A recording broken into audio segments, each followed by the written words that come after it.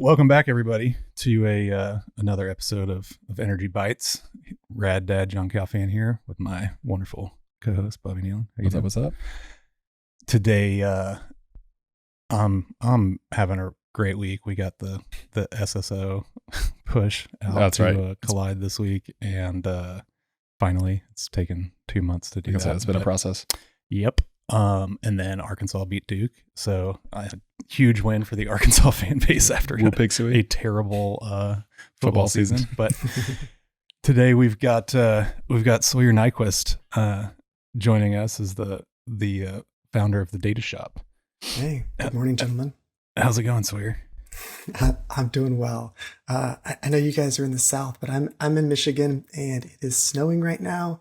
Oh man, December 1st, snow is beautiful. So I'm enjoying it right now. Warm coffee. That's awesome. It's December 1st here, and it's a balmy 70 degrees. Yeah, it is here the last 2 days. But that's Houston. If you don't like the weather, just wait another day. Yep. Well, we have snow on December 1st and like April 1st sometimes. Yeah. Very different. Goes all over the place. Yeah, I'll probably be with the kids in the pool in April. Yeah, right. But cool, man. Well, I appreciate you jumping on and joining us. We ended up getting connected through, LinkedIn and stuff because you were at the time you were working on some of the Microsoft Fabric stuff and some of that. So we'll get into that in a little bit. But the main thing we typically talk about out of the gate is kind of how did you your journey kind of to this point to being the owner of your own shop. But how did you kind of get into tech? Early on growing up, were you taking apart computers? Were you into tech at all, or did that kind of just happen and evolve over time and stuff? Kind of walk us through kind of where you, how you got here a little bit. Yeah, I do not have much of a tech background at all for many years. My education was in religion and theology. Like I had a liberal arts degrees at a bachelor's, and then I had a master's degree from a seminary. And so like I used computers. I had zero technical understanding of the guts of them or any technical infrastructure, really a desire for that at all. Wasn't something that showed up at all in my life. After finished school, landed in like a business operations job, doing logistics for a travel company. Figured out I kind of liked business stuff, like business strategy, liked operations, like thinking about products and pricing and marketing, and all those different things that showed up in a small business I was a part of. Spent about 5 years in that space, and then got a chance to do like a technical support role. So I was like still business side, working with business users, but for a software company. And all of a sudden my manager said, "Hey, you would be better at your job if you knew SQL. You can do troubleshooting. Nice. You can do like deep dives and kind of like exploratory about what's happening with these issues the customers are running into." And so he taught me Select Star from, and very indebted to him for that. And that turned on a switch in my mind. All of a sudden it clicked. Things made sense. I could think in data. I could think in terms of like structures of how code would work from at least like a SQL standpoint initially. And once I figured out that I had a knack for that space, kept diving deeper. And then I realized that there is a beautiful little niche in the middle between data and the business world. And I figured out I could start to speak both languages, and that oftentimes the technical side of the house and the business side of the house don't talk well to each other. No, not at all. And so kind of like my liberal arts background, my soft skills allowed me to play that role really well. And that kind of, ended up as like business intelligence and data analytics, generally the type of role that sits between business and data and business and technology. And then had a ton of fun once I discovered that was a domain, that was an industry. That was 7 or 8 years ago.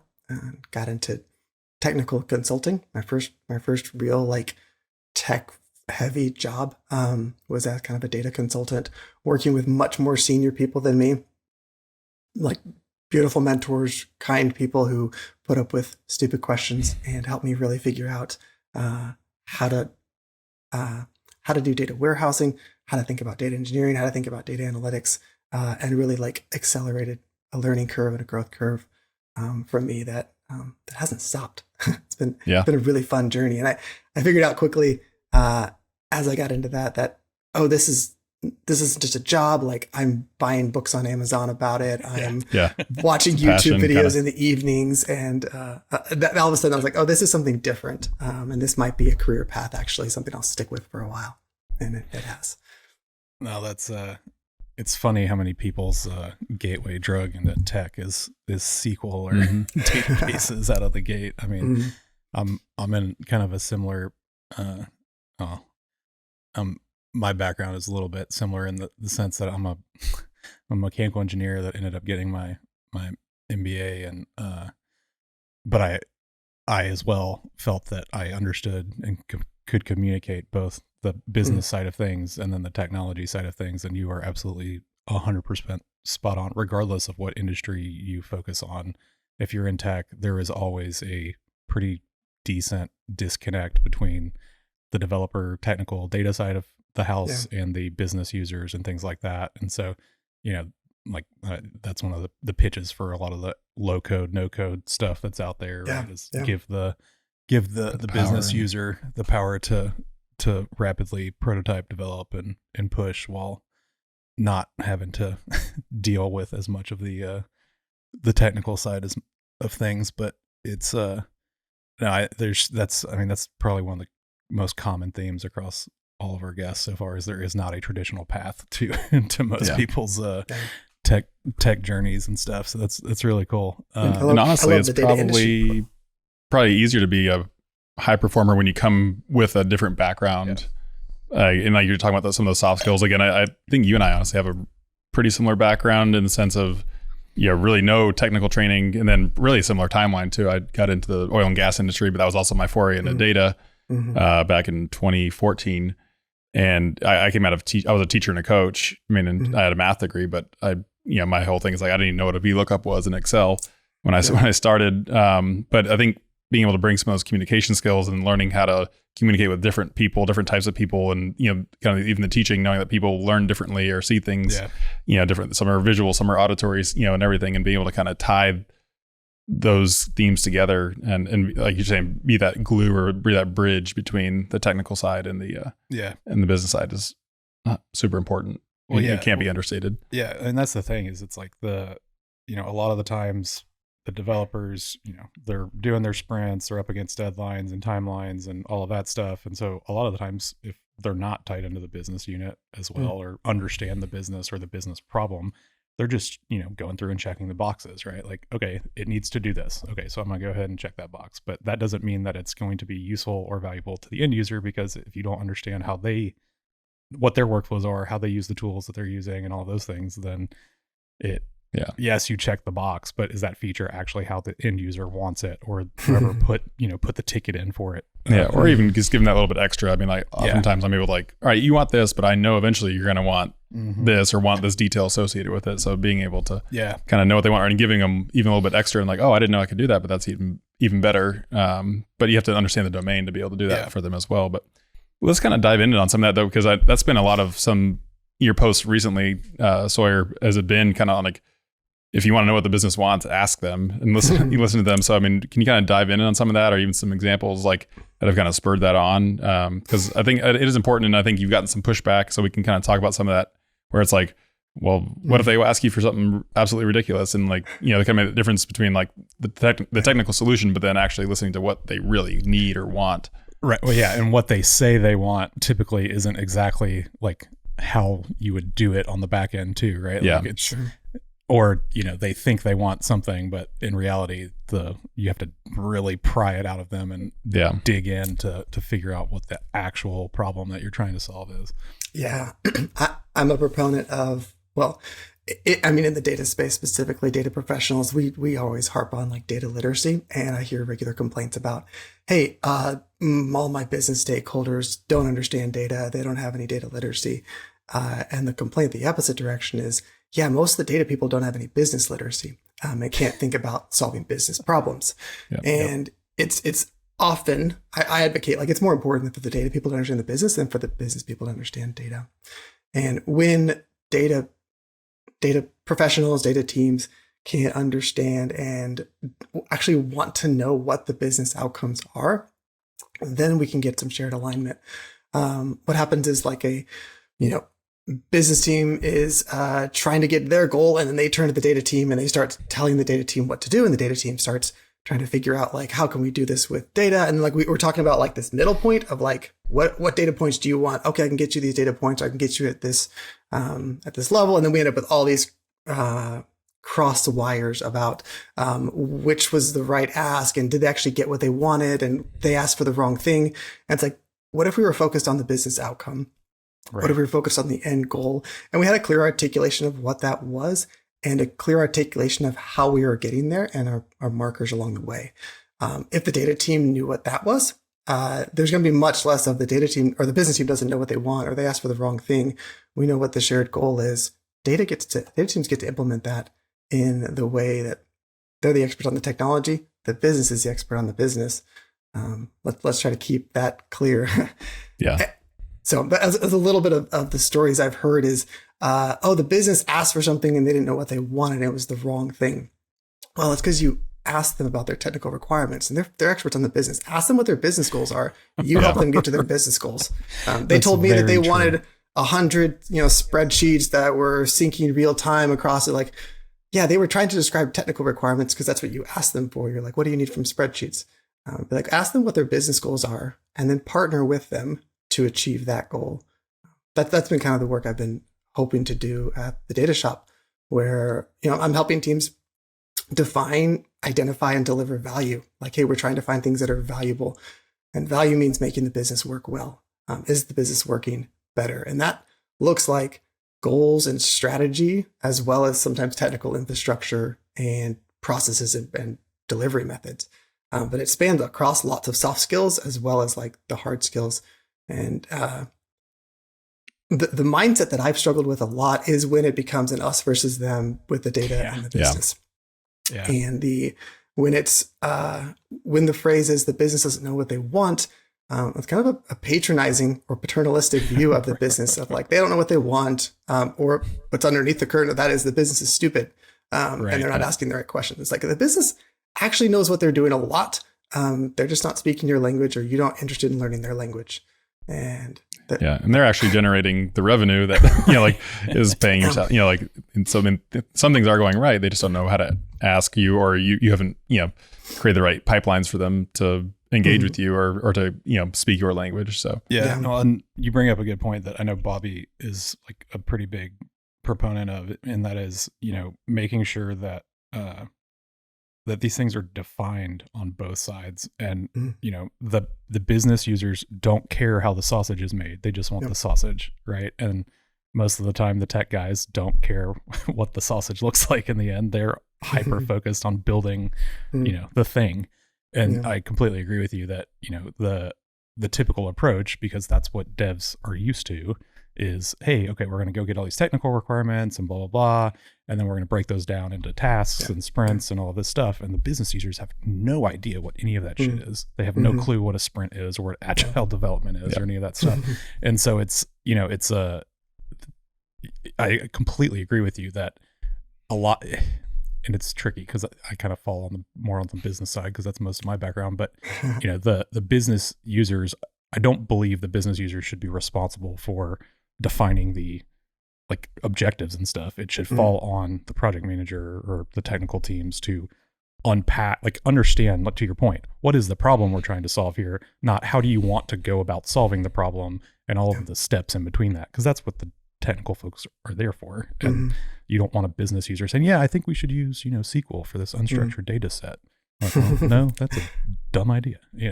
And what partnership looks like between data teams and business teams is we both win together or we both fail. There shouldn't be a scenario where the data team's like, well, we did everything right, we're good, and the business but we didn't hit our goals, or we couldn't achieve what we wanted to. That's not partnership. That's everybody has different incentives, different goals, and different competing alignment. Partnership means I don't win if you don't win, and so I'm with you, data team, to the business. I'm with you until we hit those goals, and I'll move with you. If we got something wrong the first time, that's all right. We're still moving along toward that objective, and we win when we don't win until we both win.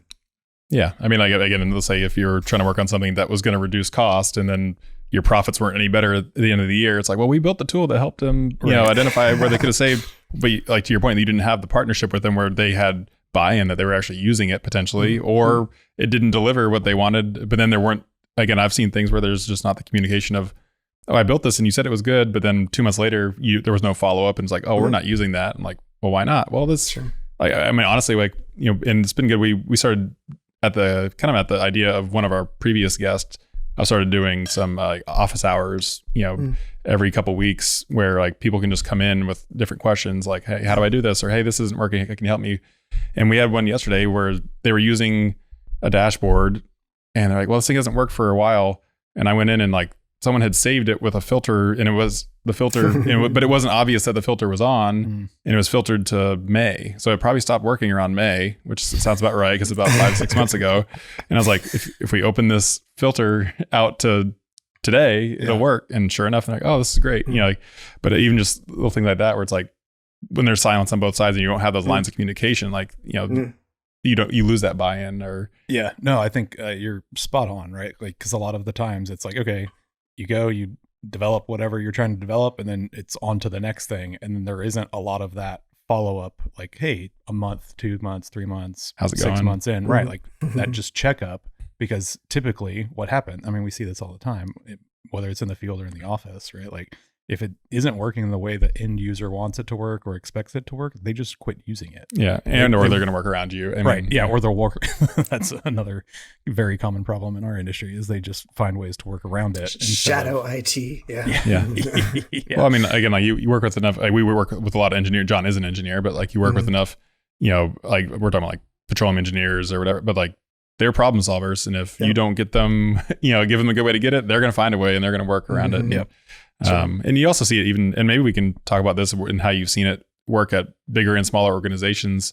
Sawyer, is like, when IT puts too many roadblocks, or I mean, sometimes they have necessary layers of, security or protection, but like for each of those kind of roadblocks, people are going to have to find a way around it. Like, oh, well, I can't do this on the database. Now I got to learn Power Query, or now like, and then that business logic gets pushed further kind of downstream, and, then you have monstrosities of Excel documents because that's the only place that they can do anything, So maybe if you want to talk about that, like if you've been at bigger or smaller shops and just what you've seen that works or doesn't work. Or I'm also curious while you're talking about that, because this is another theme we've seen all across pretty much every guest. But from the dev side, the most successful implementations of pretty much anything I've ever seen in adoption is typically meeting the business user or the end user where they are most comfortable, right? And so like I used to hate the fact that our industry does so billion-dollar publicly traded companies,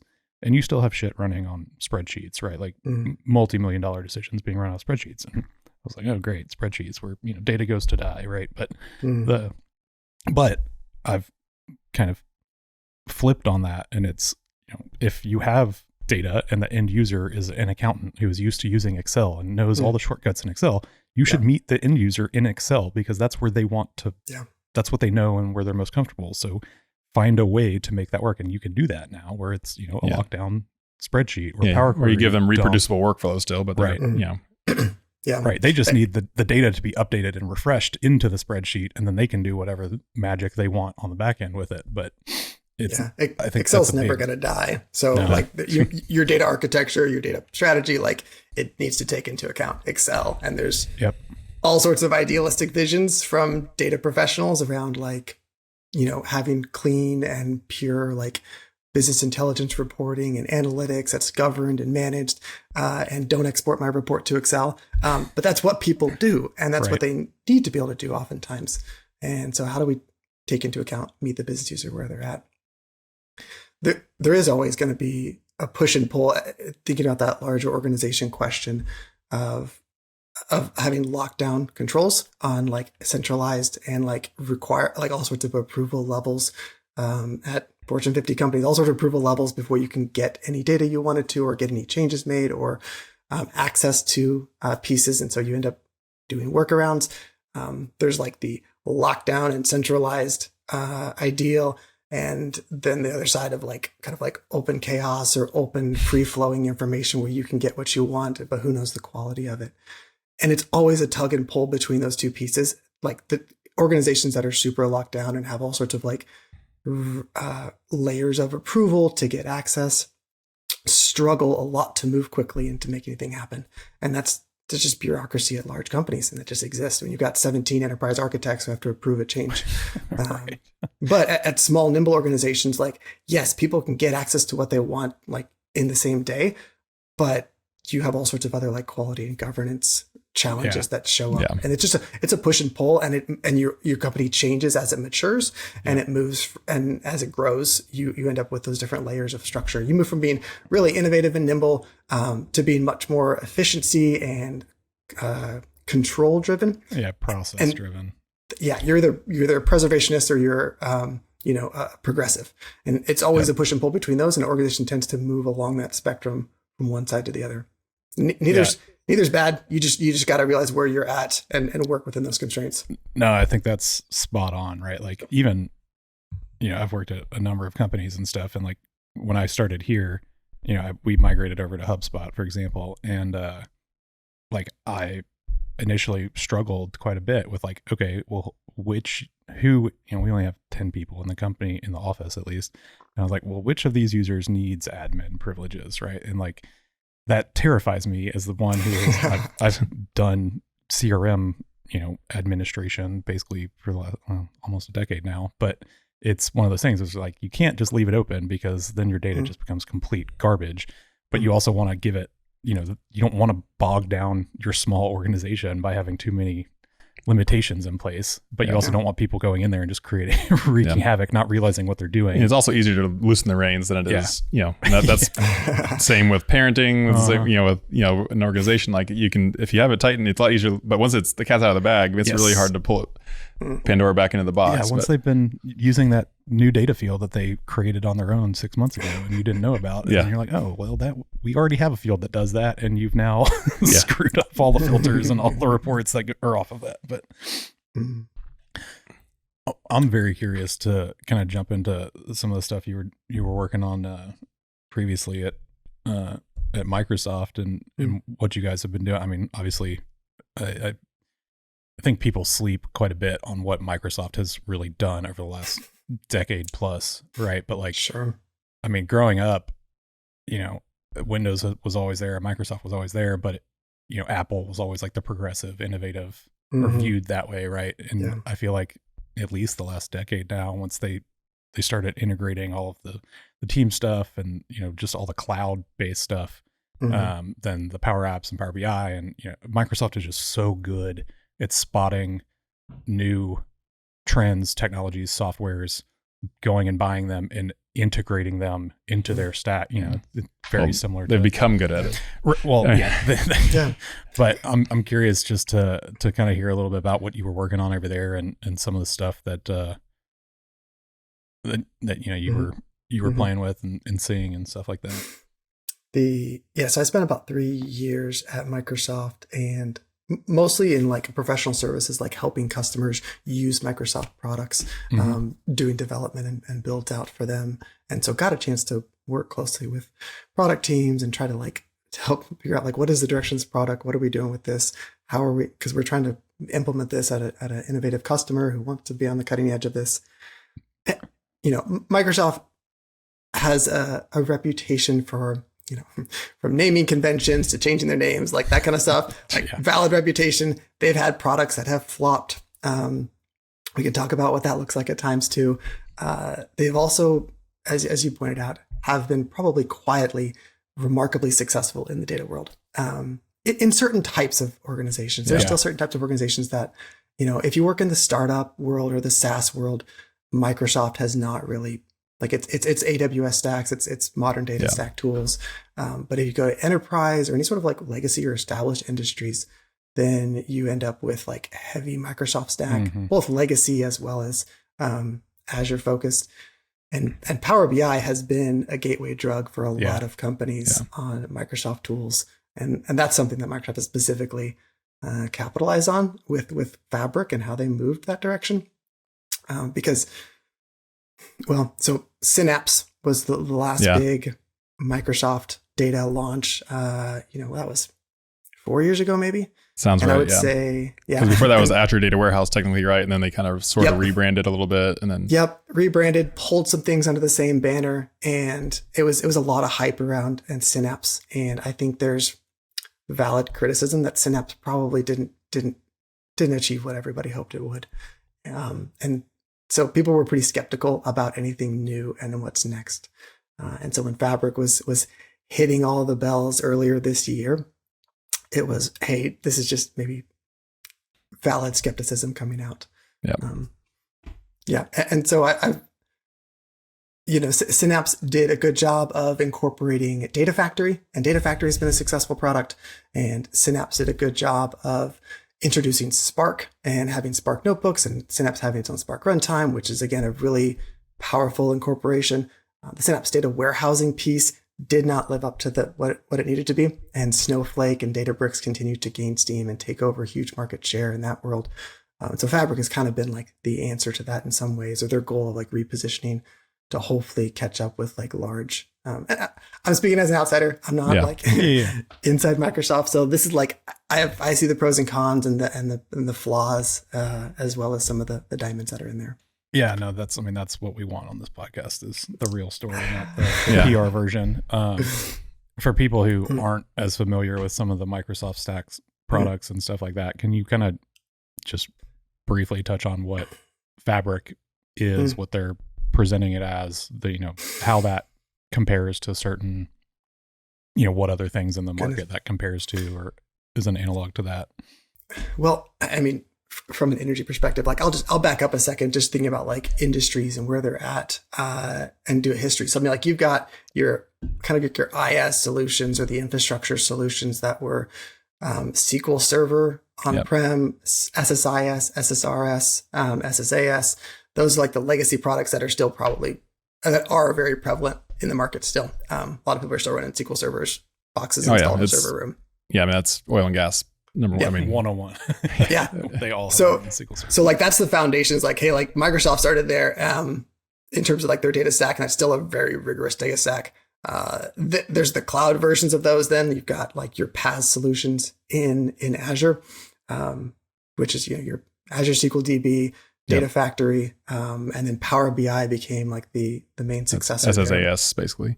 Yep. That's what's running under the hood. Like you can connect to the SSAS it's the same engine down there. And so that you kind of move from like IaaS solutions of like, here, you get your own boxes and install these servers on there, or the software on there, to PaaS solutions hosted in the cloud. Fabric is the SaaS solution, the next progression. So from infrastructure to platform to like software as a service. And it takes away, the goal of Fabric was to essentially like, it's going to package up those data tools, and it's going to put them into a managed environment, where all the configuration pieces, all of the a lot of like the governance and a lot of the knobs and switches that are under the covers that you're used to configuring if you had a SQL Server, or even if you had an Azure DB, all that gets abstracted and is available in a managed offering within Fabric. So it's a SaaS service, and it's the first of its kind in terms of like a SaaS Spark runtime. Spark has never existed as a SaaS platform. It's a SaaS data warehouse, which is the most similar to what a Snowflake would be like in terms of like ease of use. Like in 30 seconds, you've spun up a data warehouse. Deployment. And so just like the ease of use from moving from like legacy technology of SQL Server on-prem to what you have with Fabric is worlds different. And even back to like early in our conversation, when you talk about the gap between business and IT, that gap existed for a long time just because there was heavy IT infrastructure that required specialized skills, and then business users, and it was harder for those to merge together. They lived further away physically in the building. But that's slowly been closing as technology has moved from IaaS to PaaS to even SaaS solutions, where I don't need IT infrastructure in order to deploy a service, or in order to deploy a data warehouse or a report. It's a little bit of like Fabric is the SaaS solution to package up all of Azure, all of Microsoft's legacy data products and all of their PaaS and Azure data products into a single banner. Very cool. So with some of that, can you talk a little bit? Because I mean, I think say on that business user side, because I think one of the interesting things too is even like you can almost connect to or mount your Fabric data like through Windows Explorer. I think I've seen, right? You can actually see it there technically. Really? Yep. But then I think it is because it's really similar in a way to Databricks, where it's it's using Delta Lake files, right? And you can hit it with Python or R engines, DuckDB, and so on. But say more on the business user side, because people could, and I guess they kind of sort of could before, but now like they'll be able to use essentially kind of Power Query or data flows and stuff like that right on the data, like kind of downstream. So again, they won't even need necessarily a data engineer to write some data aggregations for them if they know how to use some Power Query. I mean, can you dive in on some of that? Yeah. So, I mean, if that's Fabric, right or wrong too, it is directionally correct. So like Fabric, the Microsoft team like used Power BI as I said, the gateway drug to all of a sudden they're like, we have, I don't know the millions of users. I don't know the exact count. It is millions of users of Power BI, organizations that already have Power BI installed. What they did is that we got all these people who already have this Power BI tenant, already have reports out here, already know how to use it. We're just going to open it up and we're going to add all sorts of additional tools inside that same. If you've used Fabric at all, or if you opened up Power BI in the last couple of months, it's now the Fabric emblem. All those tools landed inside of Power BI, as opposed to having to like, you got to go buy something else or head somewhere else. So they basically took Power BI, a lot of significant updates to Power BI itself, but then they added in a bunch of other tools that integrate very tightly into that Power BI ecosystem that SaaS platform that you're already familiar with. And so, yeah, like, one way to think about it is like they just added an abstraction layer on top of all that. So you don't spin up Azure storage accounts anymore. You have one lake, and you don't spin up a data warehouse anymore. You don't in Azure. You now click a button and create a warehouse. And so all of those abstractions are on top of it. They say it's fully re-architected from the bottom in terms of a technical standpoint, but from a user perspective, instead of individual Azure resources that require an admin, you're creating all that within the Power BI portal, which is a very friendly place. And you can do your data engineering tasks and your data manipulation in very Power BI friendly tools. The Power BI users were the big winners with Fabric, because the tools that they were familiar with, Power Query, they know how to use, and the Power BI interface, all of that just got a huge upgrade and all sorts of additional tools put at the fingertips of a Power BI user. So if I understand correctly, I love the ETL backend Power Query side of Power BI, because I'm a very visual person and also not detail oriented enough to be good at coding. And so like, I can understand how I need to transform the data, but having that GUI on top of it, and then of course the ability to go in and actually do any kind of raw scripting is so nice from a user perspective. But if I understand correctly, I'm now able to do the exact same process, but I'm able to actually do that on my data lake from Power BI, or is it just there's another tool within Power BI that allows me to do some of those ETLs? Yeah. And this is, so like we're in process here, but it used to be, you do Power BI desktop development. Everything was in desktop. And so like you had Power Query and you did ETL kind of in the desktop. They started to introduce data flows, which would do some of that in the cloud. For the most part, all of Power BI development is going to now be available in the cloud. So when you're developing Power BI reports and doing ETL and Power Query work, that's now natively developed inside Fabric. And it's connected to like Data Factory, which is your integration tool. So like yes, it is like your Power BI sits directly on top of your data lake, and you can transform data directly from the data lake with an ease and integration that just like didn't exist very well before. All natively in the cloud, like you're working within the browser to do all this work. And connecting to Data Factory pipelines in terms of like creating overall orchestration and flow of data. Transformations, the transformation engine in Data Factory now looks like Power Query. Got it. And scales like an enterprise data integration tool should. But with the ease of use for someone like John, who like wants to see GUIs, like wants to see how it shapes and like visually. And I'm that way too. A lot of times it's easy to look that way. Yeah. And let's talk also then, because I mean, I know Fabric being released was also coincided really well for them with GPT and Copilot. I mean, you can use, because like, I mean, there's some of that promise with it too now was where you could actually define pipelines by prompting, correct? And then that, they're working to where that can build your pipeline just from a prompt. Or even then, I mean, obviously they've kind of had it in a way, but probably it's even more amplified now is being able to visualize data in your Power BI reports and literally asking it questions, not having to create charts or anything that, or even like it makes suggestions now too, which is really nice. Like, hey, do you want to see it sliced this way? Or hey, this basic little regression shows that this is really important. Yeah. Mm-hmm. Yeah, which some of that stuff has like been in Power BI for a little bit, like show me insights on my data. And it was like, hey, sales go up by month. Like, okay, not super helpful. But I mean, we talk about people sleeping on Microsoft, the OpenAI integration and the pieces that are coming and the co-pilots that are showing up in Microsoft are really showing up, moving very fast. And so, Fabric is, there's not like one co-pilot. This is what I'm trying to get my head around. There's a dozen co-pilots. There's a co-pilot that lives here, and they're all called co-pilots. They all operate a little bit differently. Within Fabric, you now are having co-pilots that, and this changes week by week. So, I mean, even as listeners are hearing this, like, goodness, I can barely keep up with when co-pilots are released in different pieces. But the Power BI co-pilots, like, design me a report around this data model, and it'll give you, and with a few directions, like I'm looking for sales analysis, or I'm looking for, performance downtime or pieces like that.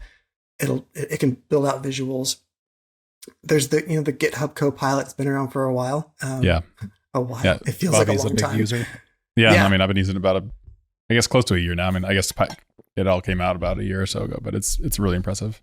Yep. So like that lives within like Fabric notebooks in terms of like Spark runtimes, and like, hey, I'm coding up notebooks. I want to have like Copilot assist me alongside that. It's showing up in Data Factory, like describe the type of transformations you're looking for, describe the data movements, and it can start to, again, build out the initial skeleton and framework of what you're looking to do. Providing a lot of levering to the work that users would normally do in Fabric, because almost every piece of it now has a Copilot assistant that's going to be available. That's in previews now, and will slowly be rolling out to more general availability. I mean, they could have had Clippy, in the last 5-10 years, but it makes me so sad that they didn't. I wish that just lean Clippy into would have that. been, that would have been beautiful. What a great nod, right? Like to the past, but also making it actually useful. Like that was, in my mind, that's what Clippy was trying to kind of. Of course, yeah. 20 shit. And we talked about this recently. Like, I mean, none of these ideas are new. I mean, people have been trying to do computer vision or AI for more than 30, 40, 50 years. I mean, but now we finally have the technology and the capability to do it at scale and relatively cost effectively. And incredibly quickly. Yeah. I think that's one of the big, like the technology enabled the speed, right? Yeah. Like having, and a lot of people don't have any idea what federated learning is, but like that's what all these AIs are. That's why they're able to move so quickly, is because with GPT, you've got 1 million plus users, in the first week, month using it, and they're all training it every single time they use it. And the more people that use it, the better it gets trained and the better the mother model becomes. And it just keeps going through that cycle. And so it's like, I'm super bullish on it, especially with just how fast everything's moving. It's terrifying because it's like, well, shit, like who knows what it's going to be like, a year from now. But, and then all the rumors with Altman. Yeah. But, that's a fun Thanksgiving weekend, right? Yeah. Yeah. That made things, pretty interesting, but it's not going away, and the speed at which it can move is just so incredible that I think a lot of people still sleep on that aspect when they're just thinking about it, or, like casual tech folks don't really understand just like how powerful all of those users using it at the same time are to its development speed and stuff. It starts to change the types of skills and problems that you want to solve in your domain, in your skill, in your career. So if you're, if you've specialized and developed your career and skill around solving a type of problem that GPT can solve or LLM can solve, it's going to be tough sledding over the next 5 to 10 years as GPT solves the problem that you used to be able to solve. Or if you're a coder and you pride yourself on being fast and efficient and effective coding, like you'll get faster and more effective, but some of those skills are going to be commoditized by LLMs. Yeah. And so you got to think strategically about like, what are the types of problems that need to be solved that GPT isn't solving right now and won't be solving for any time in the near future.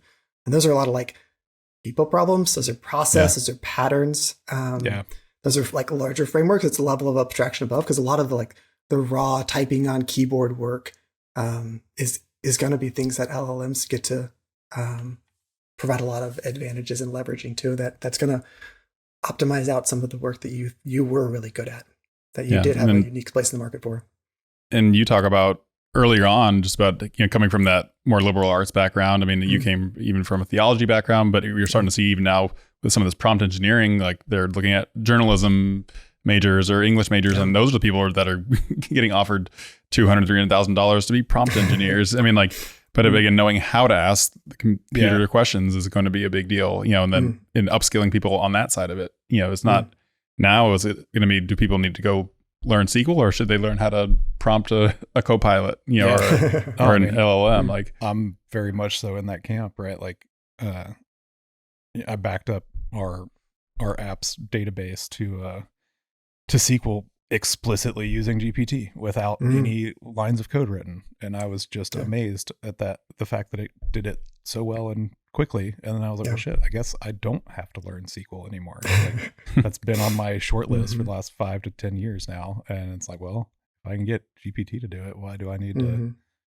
I need, like, I think that's the other thing there, right? It's like every math class we've ever taken, right? Like, hey, you need to understand the proof and the bounds so that you can leverage this. And for sure.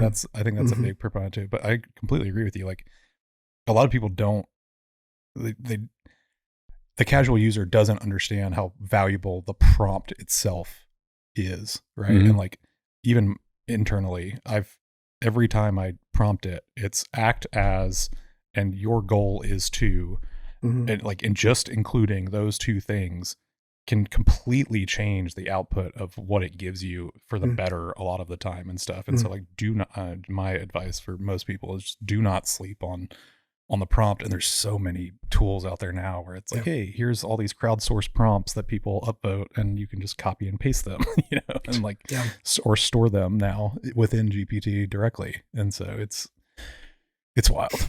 Yeah. And we see how powerful that generic open GPT is. Like, hey, no specific use case, you can tell it to whatever.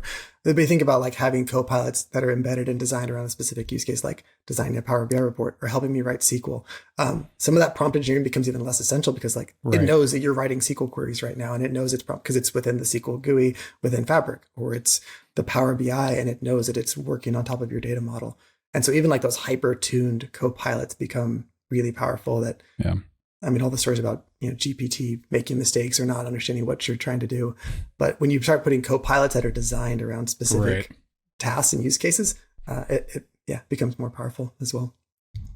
So let's pivot a little bit, and maybe we can talk about how some of this weaves in. But let's talk about your journey into the independent consulting and the data shop, and maybe first talk about just why you kind of move that way and what the mission is, and then maybe how some of this technology is enabling that as well. Sure. So I had an entrepreneurial itch for a while, and I've worked at big companies. I mean, Microsoft is huge. I worked at within large consulting organizations, or worked alongside like large enterprises doing data platform builds. And I just didn't work well as a small cog in a very large wheel with huge systems. And I felt the itch to go do this myself, and saw a lot of things that I liked about consulting. Saw a lot of things that I didn't like about consulting, and wanted to think about designing consulting practices a little differently. So Data Shop's a solo shop. It's going to stay that way. It's me. This is not scaling up to a large team of people. But my goal, my passion really is to help teams, data teams specifically, define, identify, and deliver value for their businesses and communities. And so I've got a specific interest in working with nonprofit organizations, but I've worked alongside government organizations, retail, plenty of for-profits as well. And so I think about defining value not by inputs and like how long are we spending on this job, and even that's how consultants bill, and that framework of how like most companies are buying services and deciding outcomes based on how much, or deciding value based on how much input went into it, how much money did we spend on that, how much time did we spend on that, or even based on outputs, like how much stuff did we make. But really like defining value based on outcomes. And this goes back to the beginning of our conversation around like business outcomes being the driving force for the data team. So yeah, that's what I do. I love the technical stuff. Like I'm happy to dive into like the weeds of data warehousing, data engineering stuff. I love the people in the processes side. And I like to partner with data teams to think about those holistic pieces of partnering with the business to define business outcomes, and helping them get those pieces correct, helping them think well about business literacy and business problems, and then dive into the weeds around like how do we do that well from a data process, procedure, infrastructure side of things. So yeah, that's been kind of the mission, the vision of the data shop. We're not talking about tracking time and hours and inputs of how much things cost us or how many times we put into it. We're really focused on like what are the results that we deliver at the end. I want my customers to deliver business results. And so I partner with them, and similarly, like I want to deliver business results for my data team directly that I'm working with. And so hopefully there's a lot of alignment, shared incentives, which I think has been lacking in a lot of how IT consulting services are done. A lot of misaligned incentives around the consulting firm and the end customer there. Yeah, because I mean, I think one thing I've seen a lot with IT or data consulting, it's like how can we embed ourselves and stay longer? You know what I mean? You come in and like it's about now that this, but they've actually got a problem with this too. So how can we make ourselves sticky? Or and like, again, really, like, I mean, like they brought you in for a reason, and like identify what that reason is. Like this is what you're saying, and then deliver on it. And and again, by doing it the right way, and that should build on itself and snowball. Yep. When you get paid based on how many hours you spend at a company, then you are looking for ways to be sticky and to spend more time there. Yep. When you're paid based on delivering an outcome or a business value, you know when you're done. Like when you delivered your outcome. Maybe there's another outcome you work to later, but it's less of a misaligned incentive around like I need to spend more time here. What other work can I crop up? Yeah, and there's also the thing too where it's like just because they spend a lot of time doesn't mean it's better. Usually the value is can you deliver a good solution quickly? And that's why people should pay a lot more for that, even because that time to value or that even like NPV. There's a lot more value in getting to that solution you wanted quicker. Just because this person was really good and it only took them 10 hours to do it instead of 40, like that's a good thing. Yeah, it's more valuable if it comes quicker, right? Like ultimately, like hey, I can have a solution in 6 months, or I can have it in 1 month. Right. I'm paying more for the 1 month. Yeah. Or even with, that's like in project management, right? You have 3 knobs you can turn, and it's speed, it's quality, and it's cost, right? And so if you're focused on keeping your cost down, your speed and quality probably aren't going to be very good. You can't turn all 3 knobs. You can only have 2 max, right? And so I think that is a lot of problems with development, right? Like I've started using a new developer for our app who is a standalone, solo developer, but, and I was using a shop before, which wasn't a big shop, but I had a project manager, and then they've got a dev team behind them that, focuses on back end, front end, et cetera.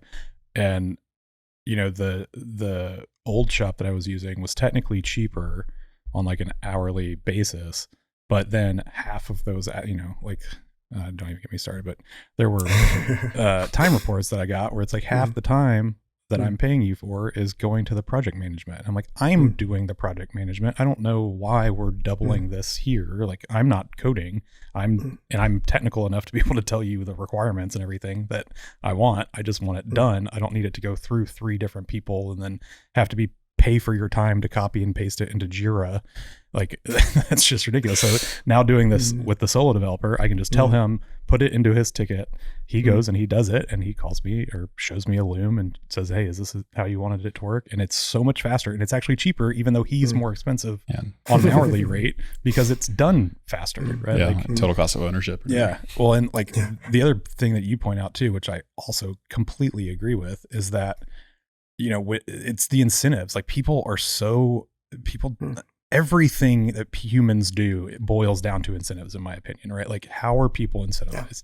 Whether it's within a company or whether it's, transactional, like what we're talking about with developers. And yeah, if you're incentivized on an hourly basis, guess what? You're going to want to try and spend as many hours doing that shit as you possibly can, whether it was good quality or not, right? Or whether you could have done it faster or not. And that's, of course, completely counter typically to your customer who wants to save time, but also wants to speed it up, right? Like, and so I really like respect and appreciate how you've kind of structured that, because I think that needs to be much more, that needs to be a lot more common. And I also think the flip side of that, from the company's, the client's perspective, clients need to realize that, hey, this should be like a successful project with a good team should be based, like project based, not time and materials based. And because your incentives are aligned. I mean, all the way back to your original point, right? Like,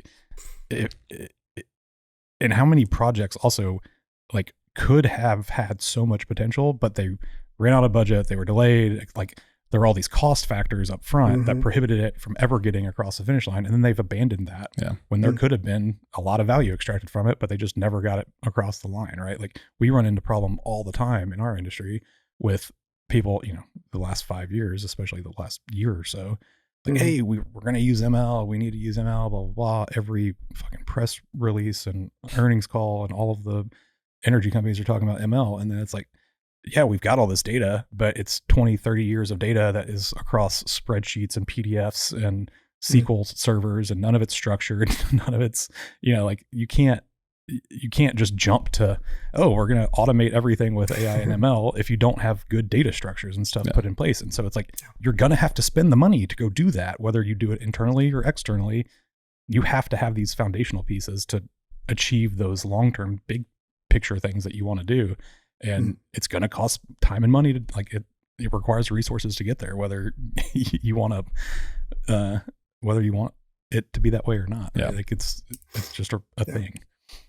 Well, and I mean, going back to the original thing we started with, like business outcomes, the reason companies come in and just start billing as a consultant and just start working on stuff, sometimes without end, is because they don't actually know what they're trying to get to.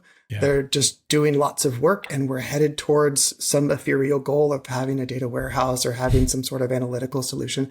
We don't actually know what the end goal is, or we don't have markers of how do we know if we make progress towards it from a business outcome standpoint. So that's why scope creep is a problem, and everybody's terrified of scope creep because we're like, well, we might end up doing extra work on this side over here, and that'll be more hours over here.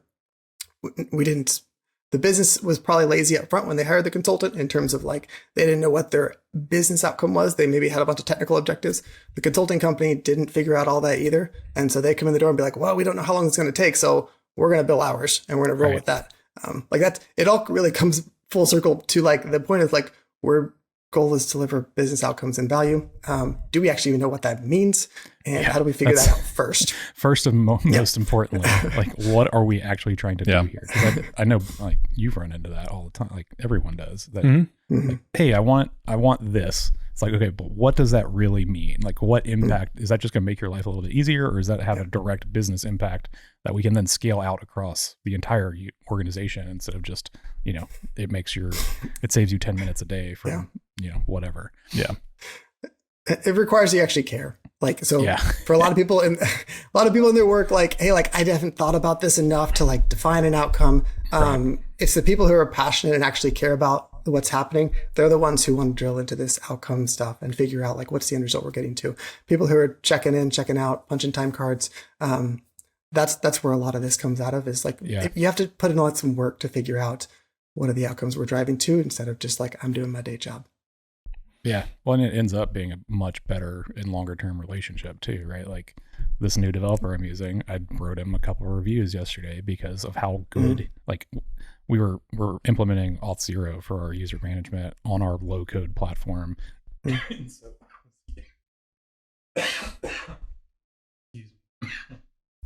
Anyway. You all right? You can make it?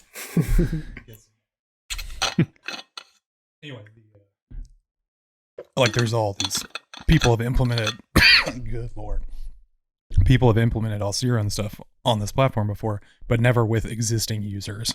And so like I talked to so many developers, so many dev shops, and I could not find a person that could confidently be like, yeah, this is exactly how we're going to do it. And the guy that I found, sure enough, he actually wrote one of the Auth0 plugins for the platform out of the gate, which is how I found him. But then he, as we were developing, updated his plugin based off our workflow specifically so that it would work for what we were doing. And that's a true partnership, mutually beneficial relationship, instead of a, hey, you know, I just need it to check these boxes and hopefully it works kind of thing, right? Like people come back and they keep using you and they want to use you and they'll tell your friends about you and write shit on the internet about you. And like, it's a much better way of doing things. Well, just trust in general. I mean, like you just, when both, again, I guess it's comes back to the aligned incentives and just you trust the other person that, you know, they're giving you what you need and that you're delivering what they need.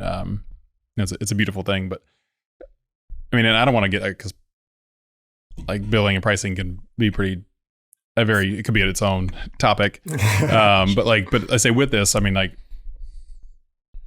how do you have kind of a framework that you use, like for, you know, working with clients to kind of identify what that value is, and then again making sure that there's value in the project for you too? Because I mean, at the end of the day, you are still a business, and you know you got to make money and provide for, you know, yourself, family, you know, whatever else. Like, so I mean, how do you kind of protect yourself, you know, with like identifying that value and making sure that, you know, the value that they're going to receive is also, you know, generates value for you as a business owner?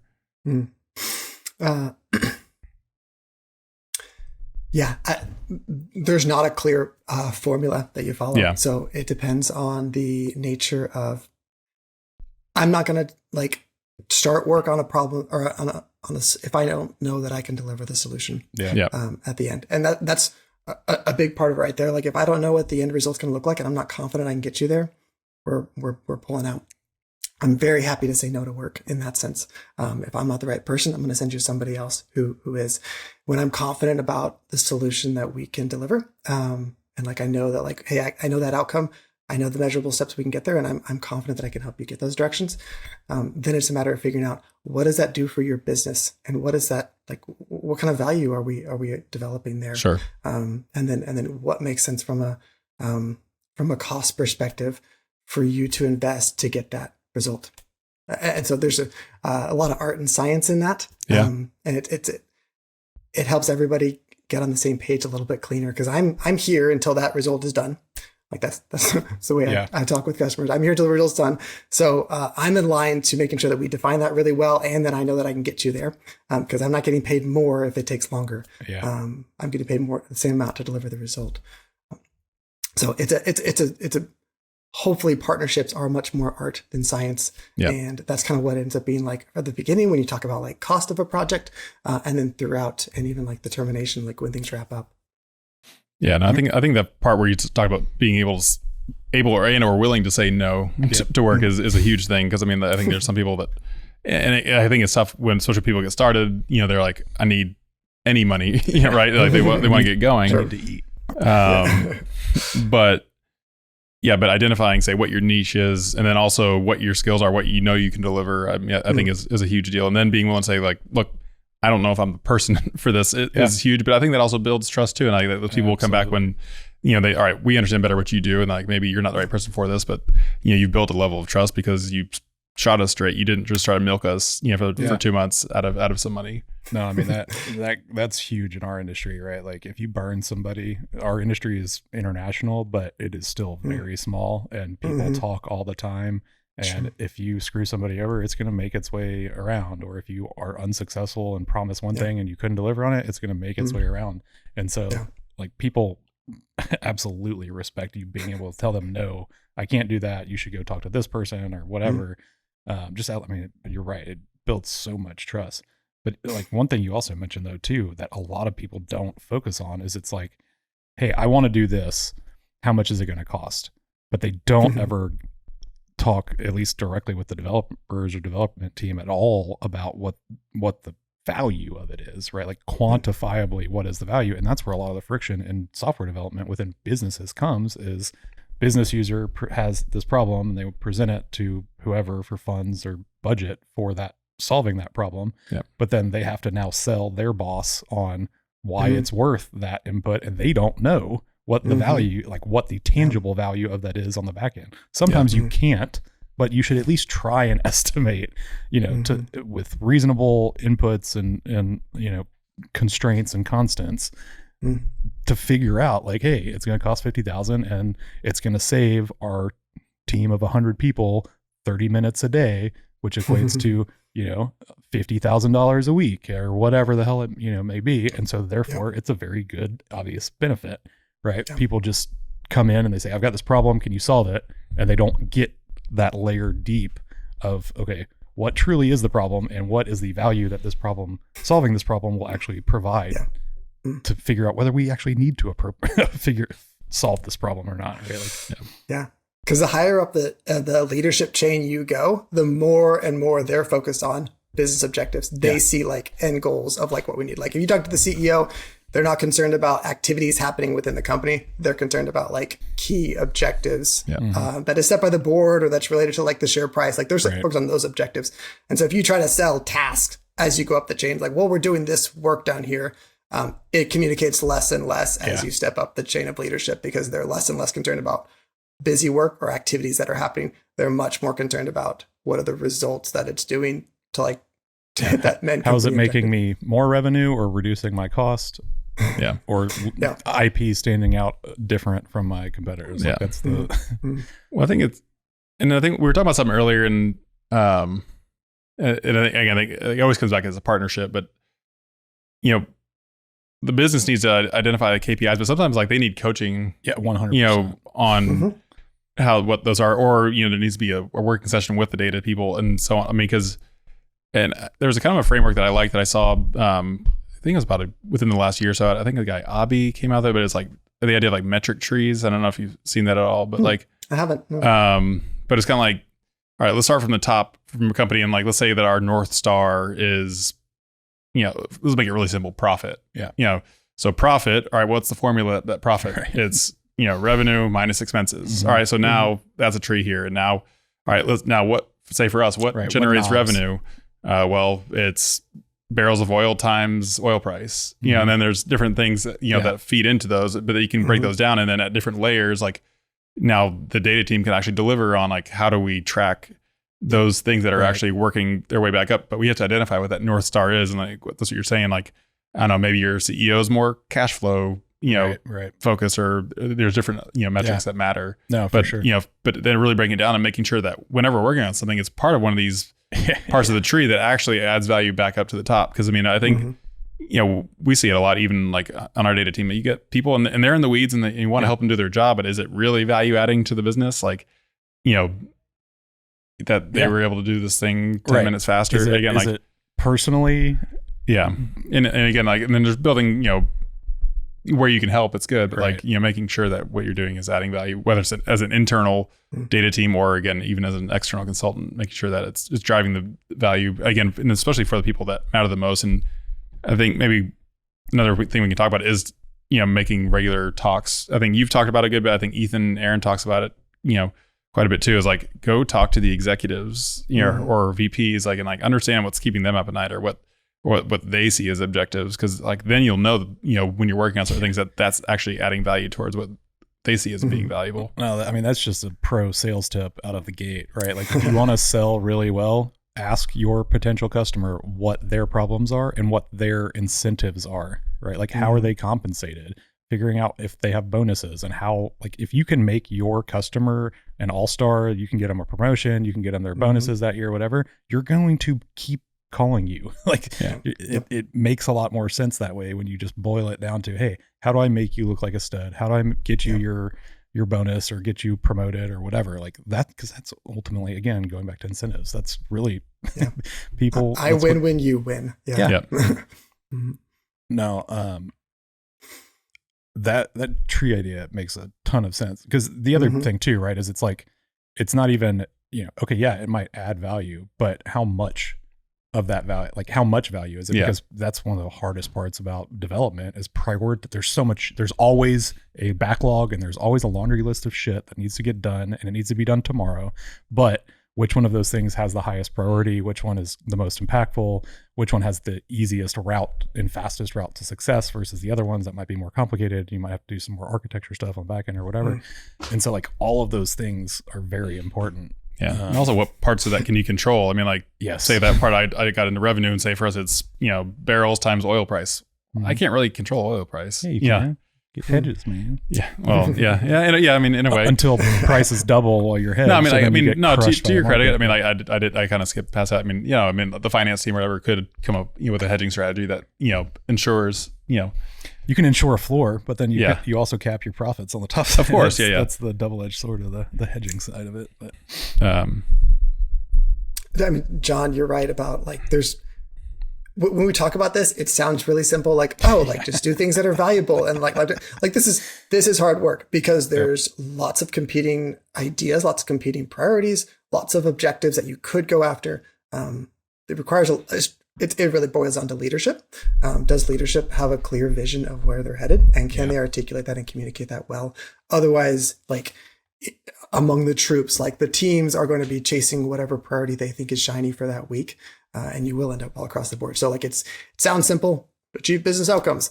It takes a lot of work and it takes a lot of good leadership to do that well. Yeah. Well, and to your point too, like even if the company leadership understands it, if they can't effectively communicate that down or like people, we haven't really talked about this a lot, but when Bobby and I were working together full time, we did a ton of strategy stuff. We did, OKRs, and we completely revamped our mission and our vision for the company and all those things. And it's like people kind of, see the very generic mission statements and vision statements from companies on their websites and stuff. But like, if you have a good one, that is what you make your decisions off of, right? Like our mission at Digital Wildcatters is to change the way the world thinks about energy.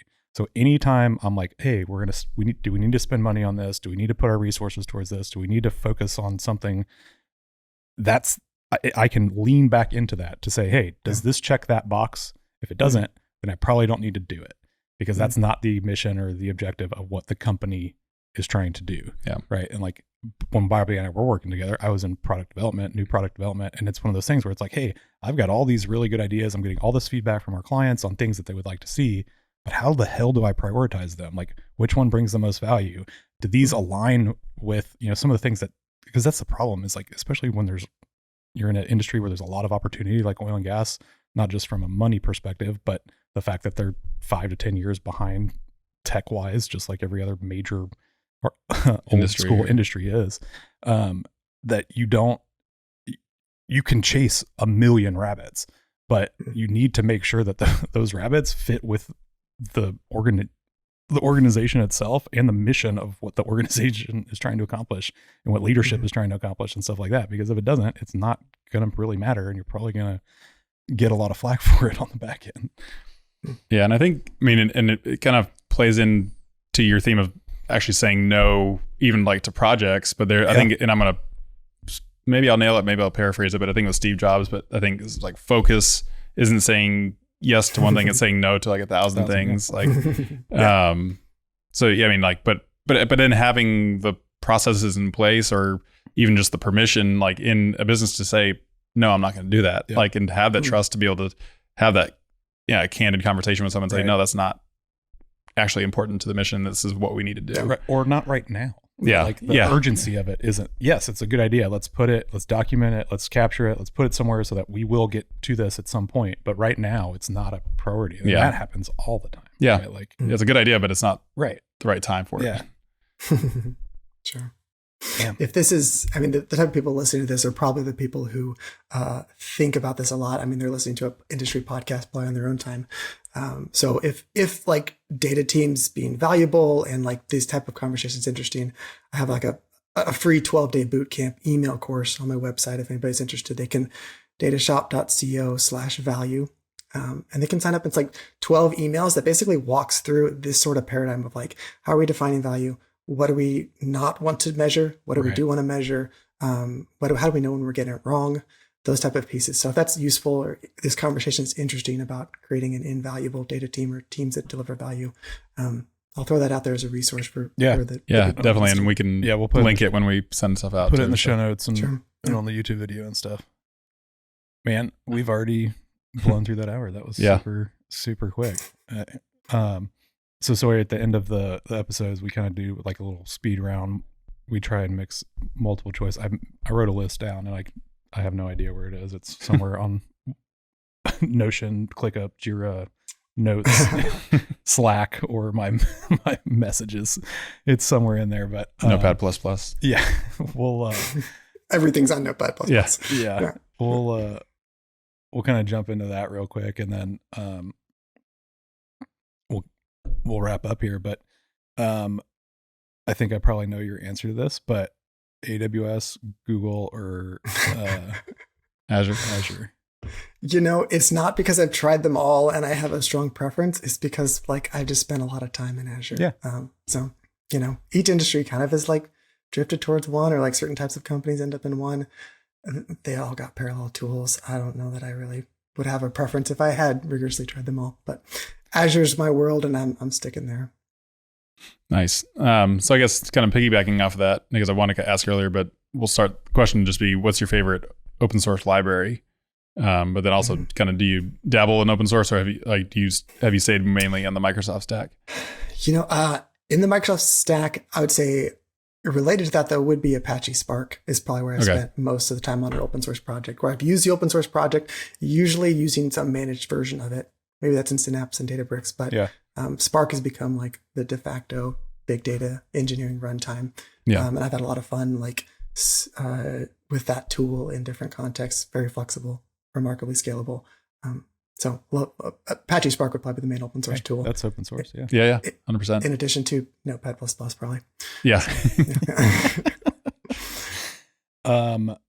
Who are some either social or technical follows that you would recommend in either the technical or the kind of, what would you call that, software development ops space? Let's see. There's probably LinkedIn's my world. I don't really spend much time anywhere else. So data people on LinkedIn that I enjoy. You guys mentioned Ethan Aaron at Portable. Really enjoy his framework and how he thinks. He's a good follow. There's another gentleman named Chad Sanderson at another data startup called Gable. Chad is a very, very capable thinker, really thoughtful guy around data world. So I'd throw out those two names probably as two people I enjoy interacting with online. Let's do favorite. You got a couple good books or podcasts that you would recommend to folks in this space? Ooh, books. There is a book that is by Douglas Hubbard called How to Measure Anything. Kind of a classic. It's not even that old, probably maybe 10 or 15 years ago. That's an excellent book when you think about, yes, we can measure revenue and really metric things, but there might be a lot of other things we need to measure on our team or in our company that are intangible. And so he provides kind of frameworks and thinking about how do you measure things that aren't numerical. I throw that book out there as a good option. Yeah. There's another one I'll add would be a book called Crucial Conversations. And it's kind of a counseling, interpersonal, relationship book. But there's a lot of examples in it that apply really importantly to the business world. What do you do when the stakes are high and there's maybe competing interests or that come into play when you think about priorities and teams and careers? It's a really tactical book about having hard conversations that show up all the time in our daily world or in our daily lives, in careers as well as family and interpersonally. So I found that book really holistically valuable to me. No, that sounds like I'm going to add that to my list. That sounds really good. It's very valuable across. I like things like the one you were talking about before where you're measuring. I was going to throw out Measure What Matters. Bobby turned me onto that. That's another really good one. OKRs. And then, but there's always a situation where there's going to be competing interests, whether it's personal or business or whatever, right? That's some good stuff there. You got one more? Yeah, I got one, and it's not even related to data or anything, but what's your favorite place to go on vacation? Ooh. The last 2 years, I've gotten really into mountain biking. And so I would say I love the mountains. I've loved the mountains forever. And I haven't got to go to the mountains since I've started mountain biking. So now I'm like really itching to like head out to Colorado or, so somewhere where I can like hit some real, or Whistler, something where I can hit like some real mountain biking trails the first time. So I love the mountains in the summer. Skiing in the winter would be cool too. But right now, like summer mountains would probably be it. So Rockies generally probably would be the number one place I would look at. 100%. One of our prior guests, David Thule, is also a big mountain biker. And I went to my undergrad at the University of Arkansas, and at some point in my life, I hope to ultimately retire in Northwest Arkansas. But and that's like mountain biking haven, right? Northwest Arkansas. So that's why I was bringing it up, is because he highly recommended. I didn't mountain bike, but we would hike and camp and stuff in college all around there. That's why that part of the country is just so awesome. But it's also super slept on. Like a lot of people really don't know about it. So I would highly recommend checking out Fayetteville in Northwest Arkansas. Last question. What's one piece of advice you would give to somebody kind of coming into the technology space at this time, whether it's from school or transitioning from a previous, career path or anything like that? You probably have a lot of perceptions. If you're transitioning into the technical world, you probably have a lot of perceptions about what certain jobs are like. Like, I want to be a software dev, or I want to be a data engineer or data analytics person. I have a lot of ideas about what that would look like. One of the most valuable things you can do is just have informational interviews with people and like, what is that job actually like? That was something that I had a window of time for probably a year or so when I was having calls as often as I could with people across the tech world to figure out like what these jobs look like on the ground. There's a lot of perceptions that you get from online about like the salary or the type of work or what it's like to be these different things. But I would talk to people who are in the industry in that role specifically. What does that look like, and what does it look like on a daily basis? And then try to map that well to yourself. Like, is that what I want? Is that what I'm interested in? And chase it around until you find that thing. It might be IT security, might be data analytics, might be PM or technical PM work. There's a lot of things in technology, a lot of different roles. Some are softer skills, some are harder skills, all sorts of mixture. I would just explore and have like a lot of conversations about it. That's great advice, because I'm right there with you, and I'm glad you mentioned it, right? Like, people think of software as like a group, right? Or like IT is like, oh, well, you can just be in IT. And it's like, no, there are so many different specialties within all of this that like the average person doesn't understand. And there's so many layers of it, and there's very different skills, right? Like, if you're really good at math, you should probably look at machine learning, data science, because that's where that is useful, right? But if you don't like coding and math and complicated problems, probably not the best route for you. Where can people find you online? We'll put it in the show notes in the description below. So let people know where they can reach out. I'm most active on LinkedIn on social media. So just my name, Sawyer Nyquist, probably the only one out there. And then thedatashop.co/value. If it's an email bootcamp, those emails come out from me. If they find things interesting in those emails, hit reply, and I'd love to dialogue and continue conversations around that. Those are the two places I would say for me. Awesome. Perfect. Everybody, if you like the show, you like our podcast, like what we're doing, please go hit the like button, hit the subscribe button, give us some feedback, whether you're listening or watching on whatever platform you're using. We appreciate everybody. Sawyer, thanks so much, man. We've had a great time. It's a pleasure, gentlemen. Thank you much.